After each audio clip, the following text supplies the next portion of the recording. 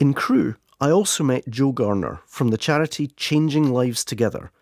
She has many years' experience, and like Ewan's in Edinburgh, her charity had been overwhelmed by support during COVID, and then came Ukraine. Everyone had been sort of shut away, trying to work out what to do in their community for as best they could in the pandemic with all the restrictions.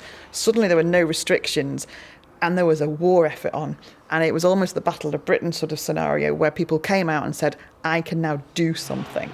And people came together in a way that has never been seen for quite some time because they wanted to do something. It was almost like an army. And the one thing I'd said right back at the beginning on the very first day, an army turned up in our unit.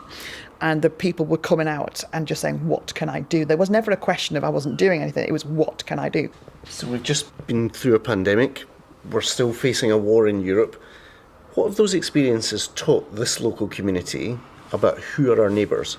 I think it's changed the face of what we see as Europe. Europe is within touching distance, and I think people have remembered that. And that actually, when you look at the pictures and we're asking for a donation, the one thing we reminded people is they are just like us.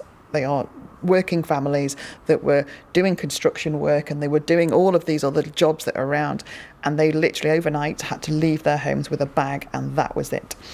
So I think that's changed everyone's perceptions.